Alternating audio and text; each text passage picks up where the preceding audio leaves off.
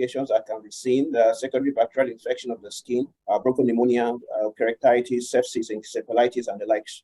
Just to say that in the categorization of severity, the patients could be mild, moderate, severe, or it could result in death. And there are various criteria used for this, and this would include the skin rash burden, presence of systemic complication, and the ambulant state of the patient.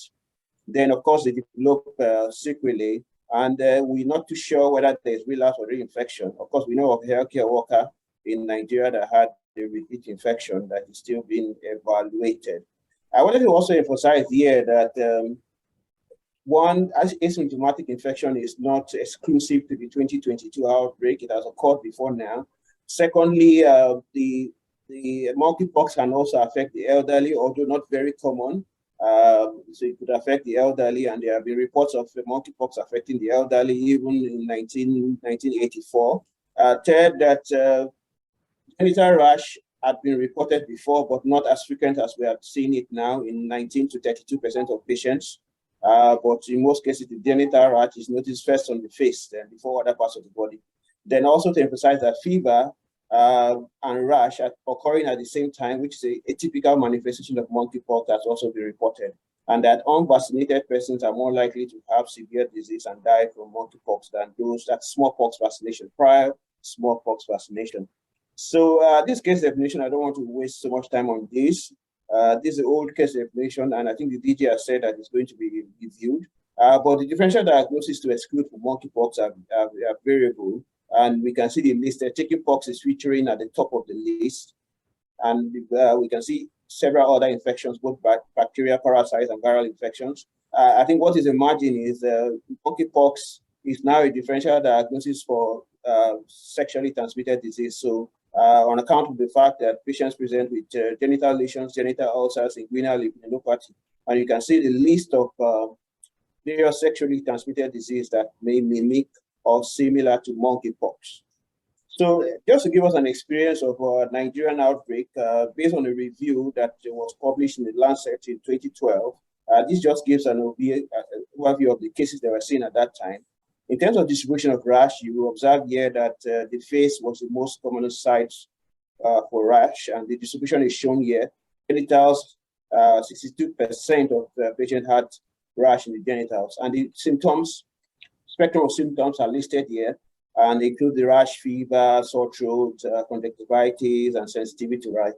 So this was an epidemiological report. We also did a detailed clinical review amongst 40 patients. And amongst these 40 patients, some of them had a typical presentation. That is, instead of having the typical prodromal symptoms, they had rash as the first symptom. And a significant number of them also had genital rash as the first symptom. I mean, not a significant, 2 patients had genital rash as the first symptom. And if you look at the presentation of the lesions, what was remarkable here is that a substantial number of them had not just genital rash, they had genital ulcers. And this gives you an overview of the clinical presentation, this bar chart here. And we even reported cases of scrotal edema at that time that is being seen currently in the global north. Monkeypox and HIV is also another area that I believe we need to look at. We reported 9 cases of monkeypox HIV co-infection. And just the summary of this is that majority of them had features of immunosuppression, either newly diagnosed or failed antiretroviral therapy, and they had more severe disease and were more likely to die than those that were HIV infected.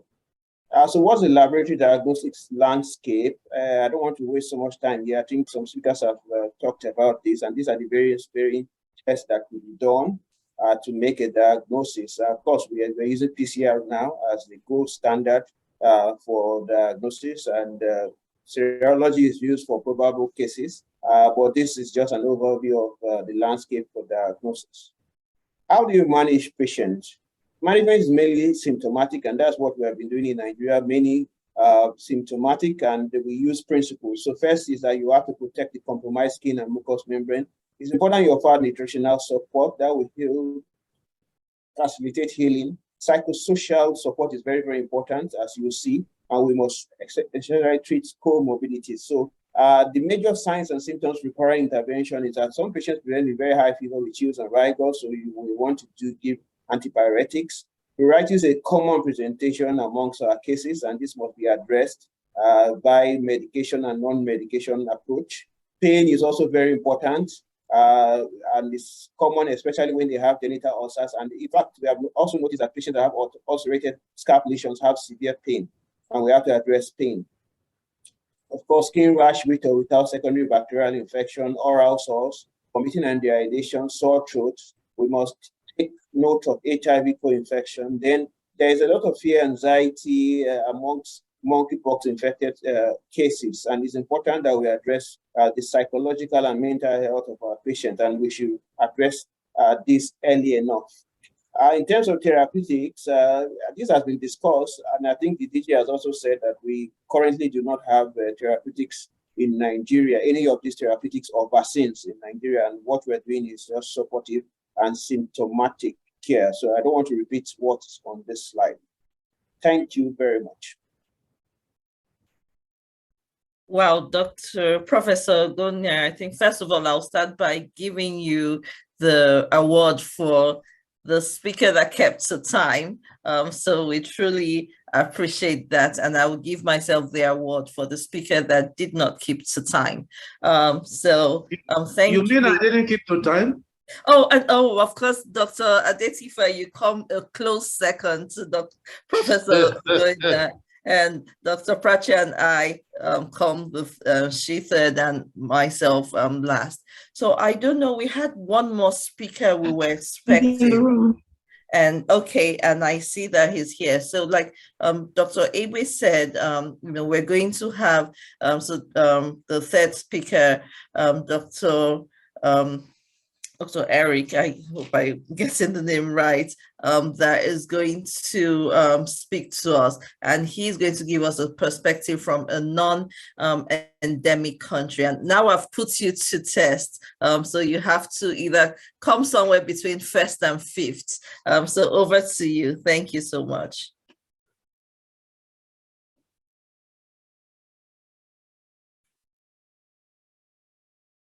Dr. Kofi? Yeah, Doctor, I was just getting the name. So Dr. Joseph Kofi Bone, the Senior Research Fellow from the Noguchi Memorial Institute of Medical Research and Virology, Ghana. Thank you for joining us, and please, over to you.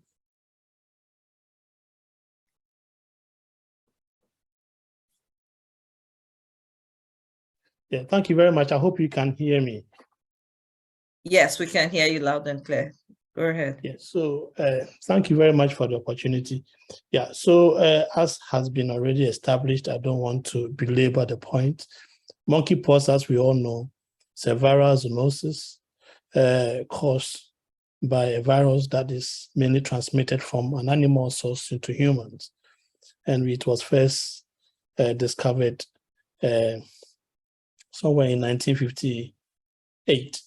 The first few cases were recorded in Congo, Brazzaville at that time. For Ghana, as I was introduced, if you mentioned that it's a non-endemic country.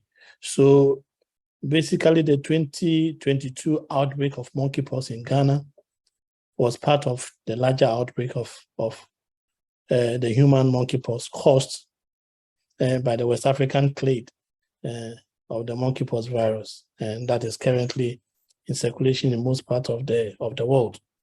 Ghana previously had no endemic presence of the monkeypox until the 2022 outbreak. So the country recorded its first confirmed cases in June 8th. This is after we received a number of suspected cases across our 3 regions in Ghana, that is the Eastern region, the Greater Accra region, and the Western region. So these were tested, and we had the first case. And the picture I have on my screen, that is the right-hand side of it, is a 13-year-old girl, and she was actually the first case that we had in Ghana. And you can see how bad the rashes were at her back.